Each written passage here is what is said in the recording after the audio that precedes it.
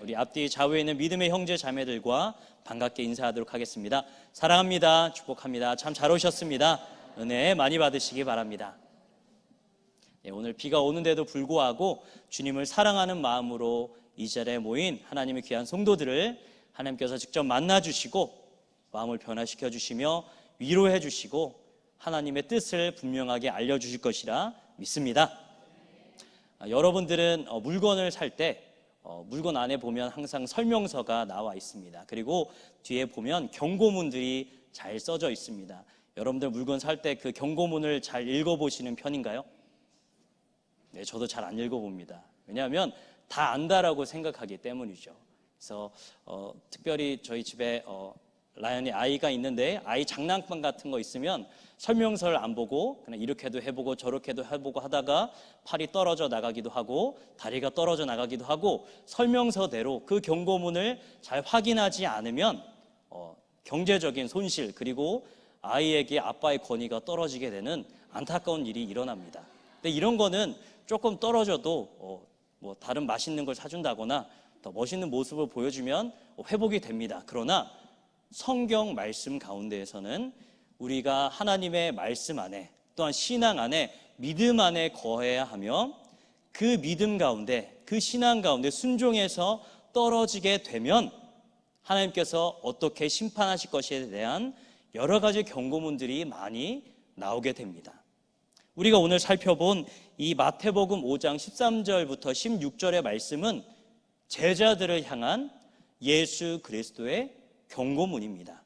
그동안 우리가 이 말씀을 주로 살펴보았을 때는 너희는 빛과 소금이기 때문에 소금의 역할을 해라, 빛의 역할을 하라 라는 그런 주제로 말씀을 많이 들어왔습니다. 그러나 저는 조금 관점을 달리해서 이 말씀을 제자들을 향한 예수 그리스도의 경고로서 우리 함께 말씀을 해석해보고 함께 살펴보고자 합니다.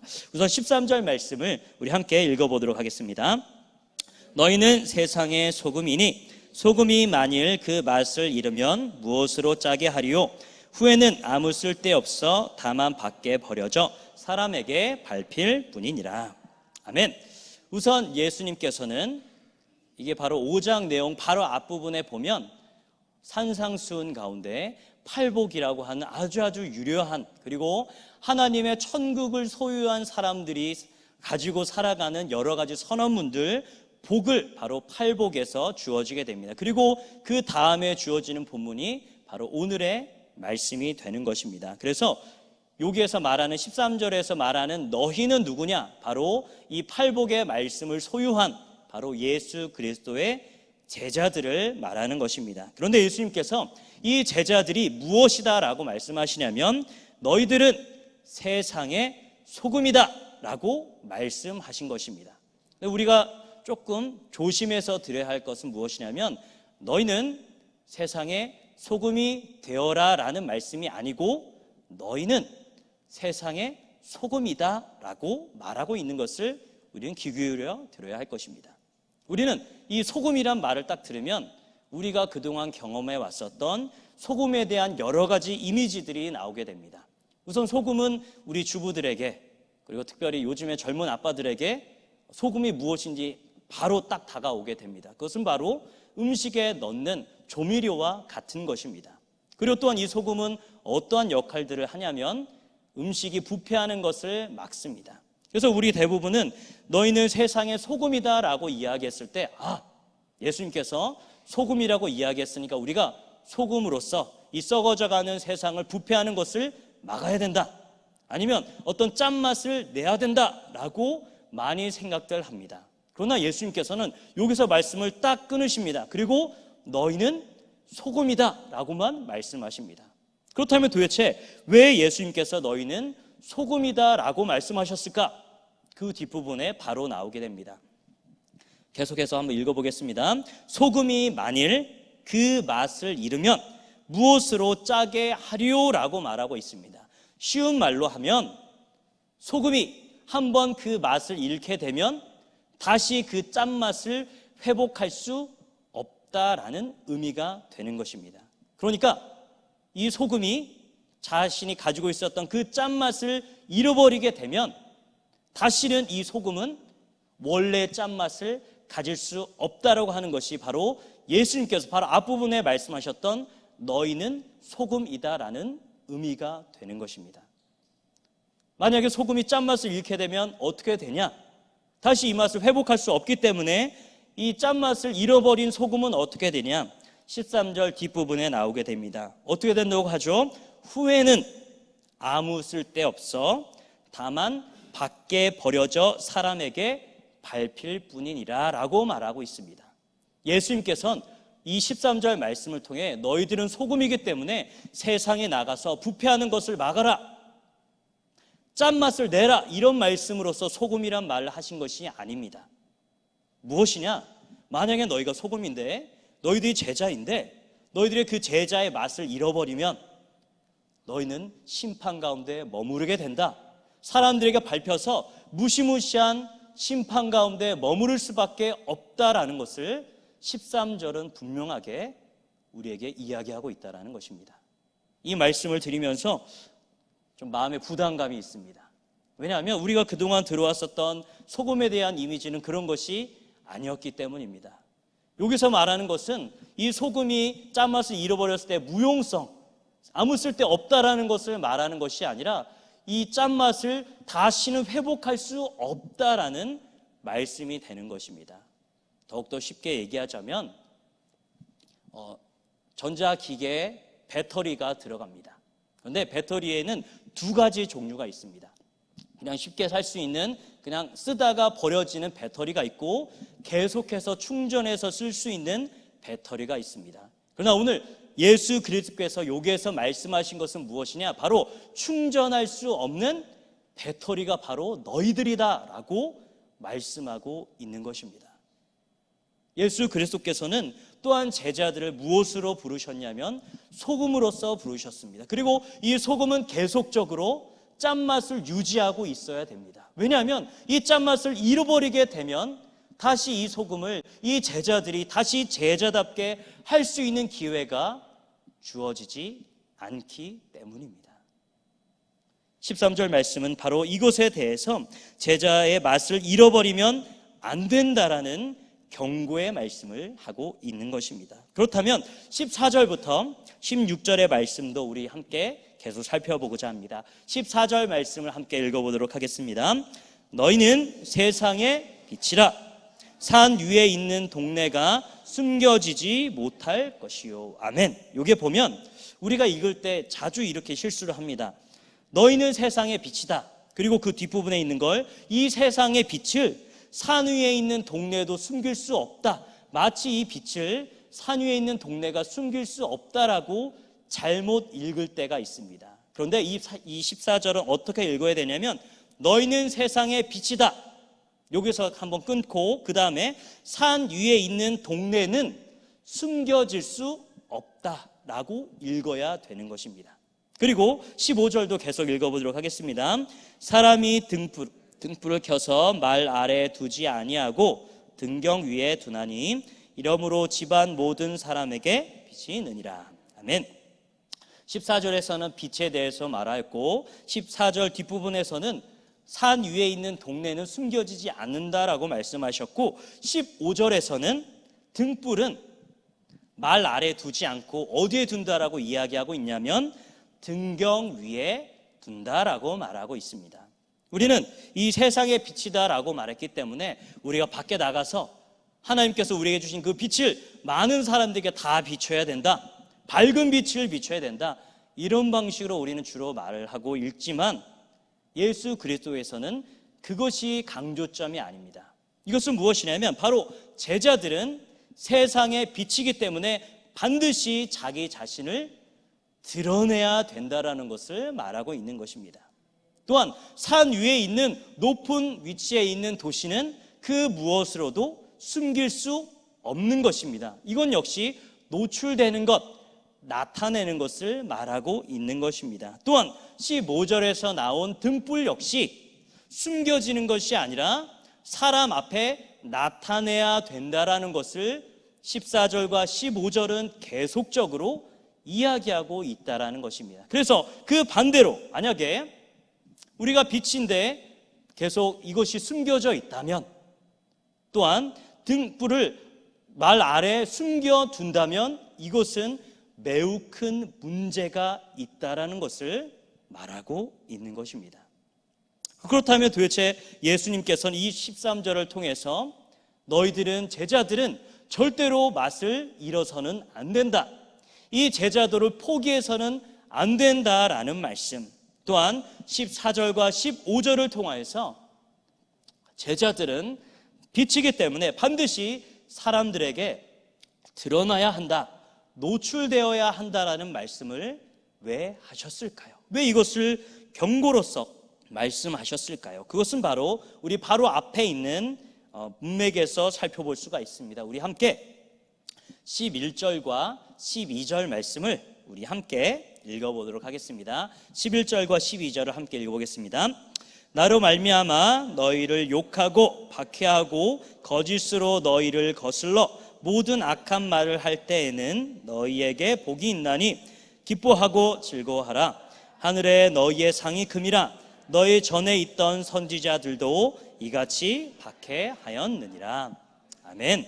바로 제가 말씀드렸다시피 5장에서는 예수님께서 많은 사람들에게 산에서 이야기해 주신 산상수훈의 첫 머릿말이 되고 있습니다. 그리고 우리 함께 읽은 13절 바로 앞부분에는 팔복의 내용이 계속적으로 나오게 됩니다.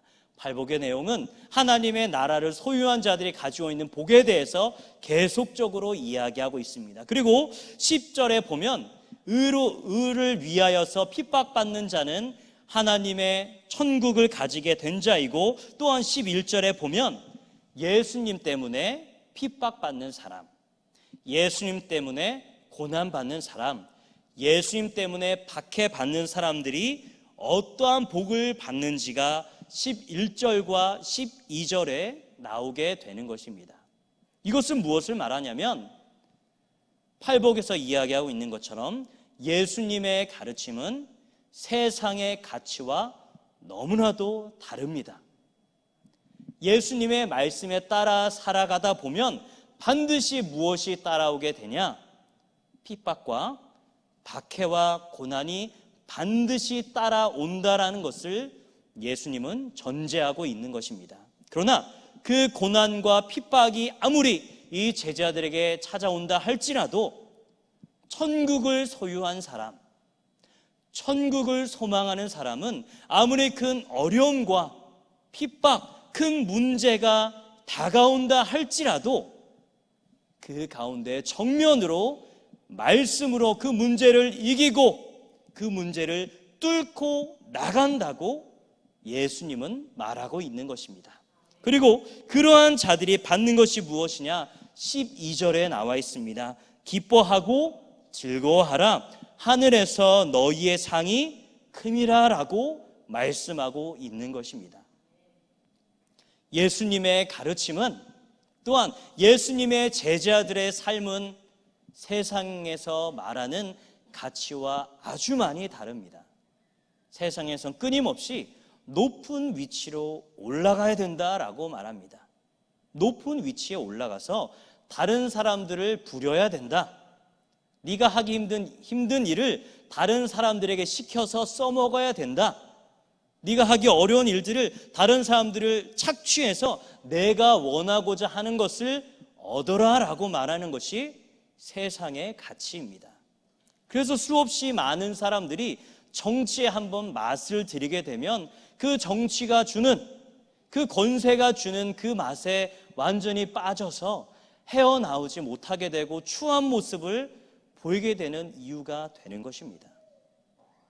또한 세상에서는 끊임없이 돈을 많이 벌어야 된다라고 말합니다. 돈이 최고다. 돈이면 뭐든지 다 할 수 있다. 사람도 살 수 있고 사랑도 살 수 있다라고 말하는 시대가 바로 세상입니다. 이것은 현대나 과거나 별반 다르지 않습니다. 이스라엘 백성들의 역사를 보면 그들은 끊임없이 힘을 추구하였습니다. 왜냐하면 주변 나라들은 왕이 있었고 든든한 왕정 체제에서 군대를 양성하였고 그 군대를 통해서 다른 나라들을 쳐들어가고 전략품을 얻게 되고 부유하게 되었습니다. 그래서 이스라엘 백성들은 왕이신 하나님 대신 우리에게 왕을 달라, 인간의 왕을 달라라고 끊임없이 요구하였던 것입니다. 또한 돈에 대한 사랑은 과거나 지금이나 여전히 똑같은 것입니다. 예수 그리스도께서는 돈이라고 하는 주체를 만몬이다라고 말씀하시며 살아있는 주체, 인격체, 우상이다라고 말씀한 것입니다. 예수님의 가르침은 또한 이 팔복의 이야기를 들은 천국을 소유한 이 팔복을 소유한 자들은 그 말씀에 따라 살아가게 되면 이 세상에서 어떻게 살아갈 수밖에 없냐? 힘들게 살 수밖에 없습니다. 말씀에 순종하면서 살아가면 고난이 찾아오고 핍박이 찾아오고 수없이 많은 어려움 가운데 처해질 수밖에 없다라는 것입니다. 그 어려운 이 제자의 길을 가는 제자들에게 경고의 말씀을 주신 것이 바로 오늘 13절과 14, 15, 16절의 말씀이 되는 것입니다. 예수님은 제자들에게 경고하십니다. 너희들은 제자이고 너희들은 소금인데 마침 너희들이 그 제자로서의 맛을 잃어버리게 되면, 제자로서의 삶을 살아가지 않게 되면 어떻게 되느냐? 하나님의 지엄하신 심판이 너희들을 기다리고 있다라고 말씀하고 있습니다. 제자도는 장난이 아닙니다. 애들이 하는 속곱 장난이 아닙니다. 제자도는 내가 상황이 좋으면 제자로서 살아가고 상황이 나쁘면 제자로 안 살아가는, 해도 되고 안 해도 되는 그런 장난이 아니라는 것입니다. 예수님께서는 이 제자는 반드시 예수 그리스도를 믿는 모든 자는 예수님의 제자로서 예수님을 따라가며 예수님을 닮아가야 한다라고 분명하게 말씀하고 있습니다. 그래서 예수님께서는 이런 말씀도 하십니다. 너희들이 만약에 나를 따르려면은 계산을 잘 해야 된다. 왜냐하면 너희들이 치러야 할 대가가 엄청나게 크다.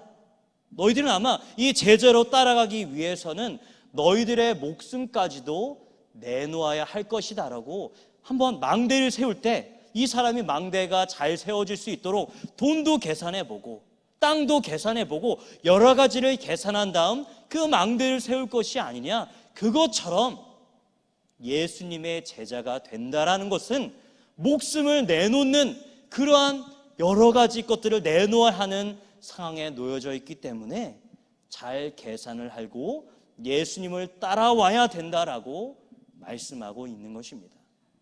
우리는 제자도 하면 그냥 교회에서 제자 훈련 받으면 제자라고 생각합니다. 큰 착각입니다. 물론 제자 훈련을 통해서 우리가 말씀을 배우고 우리가 어떤 방식으로 살아가야 하는지 아주 귀한 훈련입니다. 그러나 난 제자 훈련 받았으니까 제자다. 이건 우리가 평가할 수 있는 것이 아니라 우리가 예수님의 말씀에 따라 살아가느냐, 그 삶이 제자에 합당한 삶을 살아가느냐, 예수님께서 판단하시는 것입니다. 착각은 자유라는 말이 있습니다. 우리가 얼마든지 종교적인 색채를 가지고 종교인으로서 살면서 착각할 수 있습니다. 꾸준하게 내가 교회를 잘 나오고 있으니까, 헌금 잘하고 있으니까 나는 예수님의 제자겠지. 그러나 착각하면 안 됩니다. 그것으로 다 끝났다라고 생각하면 안 됩니다. 제자는 바로 무엇이냐? 예수님을 따라서 예수님께서 가신 그 길로 가는 자입니다. 아무리 그것이 고난이라 할지라도, 핍박이라 할지라도, 엄청나게 큰 벽이 맞고 문제가, 파도가 넘쳐온다 할지라도 그것을 정면으로, 말씀으로, 믿음으로 통과하는 것, 이것이 바로 참 제자라고 예수님은 말씀하고 있는 것입니다. 제자로서의 그 맛을, 이 소금의 맛을 잃어버리지 마시기 바랍니다. 장난으로 생각해서 지금 상황이 괜찮으니까 따르고 어려우면 안 따르고 이것이 아니라 우리의 전 평생을 다해 제자로서 살아가시길 주님의 이름으로 부탁을 드립니다. 또한 여러 가지 수없이 많은 고난과 핍박이 다가올 때 우리가 행할 수 있는 반응이 두 가지가 있습니다. 핍박이 찾아오고 고난이 오면 두 가지로 우리는 반응할 수가 있습니다. 그것은 무엇이냐면 우리가 가지고 있는 그 소금의 맛을 잃어버리면 됩니다. 세상 사람들과 똑같이 살아가면 핍박이 우리를 그냥 지나갑니다. 많은 그리스도인들이 수없이 많은 핍박이 찾아왔을 때 예수 그리스도를 부인하였고 하나님 말씀에서 그 믿음에서 탈락한 자들이 너무나도 많았습니다. 자신의 목숨이 너무 귀하기 때문에 우리에게 생명을 주신 그 예수 그리스도를 부인하고 자기의 뜻대로 살아간 자가 너무나도 많습니다. 또한 자신이 너무나도 세상을 살아가기 때문에 세상에서 주는 돈과 권력 때문에 하나님을 따라 사는 것이 아니라 예수님의 제자가 아닌 세상의 제자로서 살아가는 자들 너무나도 많습니다. 또한 이것에 대한 또 다른 반응이 있으면 그것은 무엇이냐면 숨는 것입니다. 내가 예수님의 제자라는 것을 안 드러내는 것입니다. 우리에게 모욕적인 말이 있죠.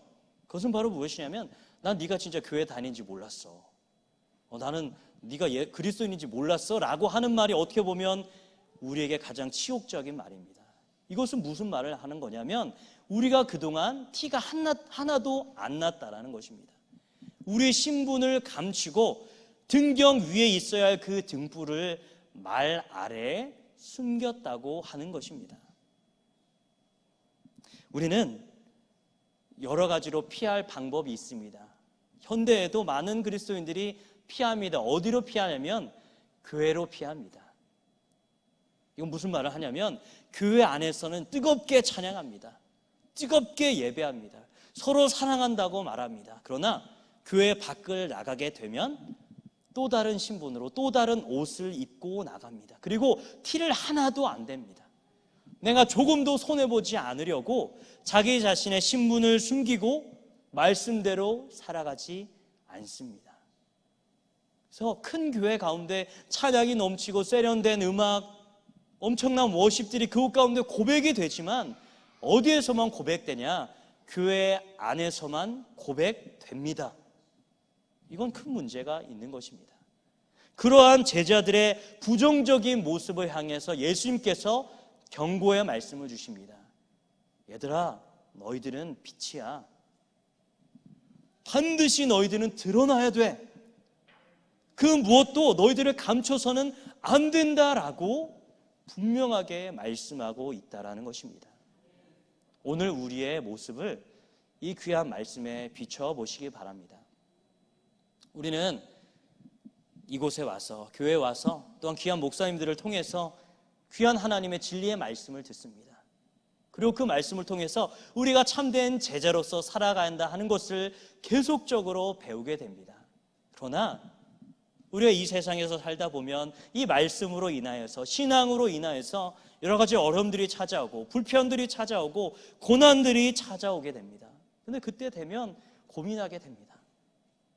내가 정말 이대로 말씀에 따라 순종해야 되냐? 아니면 그냥 이 상황이니까 누군 하나님도 이해해 주시겠지. 제자의 맛을 잃어버리며 살아가는 것은 아닌지 우리 자신을 돌아보기 원합니다. 또한 예수님을 믿는 것이, 신앙을 가지고 있는 것이 혹시 부끄러워서 드러내지 못하고 또한 참된 제자로서의 삶을 드러내지 못하는 삶, 그저 교회 안에서만 고백되는 신앙은 아닌지, 그러한 값싼 제자도가 아닌지 우리 자신을 돌아봐야 할 것입니다. 예수님께서는 이 경고의 말씀을 통해 너희들이 그냥 한번 잘못하면 영원히 저주로, 심판으로 떨어진다, 이런 말씀으로 경고의 말씀을 주신 것이 아닙니다. 예수님께서 제자들에게 이 말씀을 하신 이유는 무엇이냐? 아직 우리에게 기회가 있기 때문입니다. 우리가 실수로, 나약함 때문에, 연약함 때문에 이 제자로서 온전하게 살아가지 못하였다면 이 말씀을 듣고 다시 제자로서 끊임없이 계속적으로 나아가라라고 우리를 권면하고 계십니다. 또한 우리가 그동안 교회 안에서만 고백되는 신앙이었다면 이제는 우리가 우리의 삶의 모든 장소에서 삶의 모든 시간 가운데 고백되는 신앙이 되기 원합니다. 하나님께서는 우리가 빛이다 라고 말씀하셨습니다. 빛이 되어라 라고 말씀하신 것이 아니라 우린 이미 빛이기 때문에 다른 사람들에게 드러나고 영향을 들킬 수밖에 없는 것, 이것이 바로 우리의 숙명인 것입니다. 계속적으로 우리가 하나님의 이 밝은 제자의 빛을 온전하게 비추시기 바랍니다. 16절 말씀 우리 함께 읽어보도록 하겠습니다.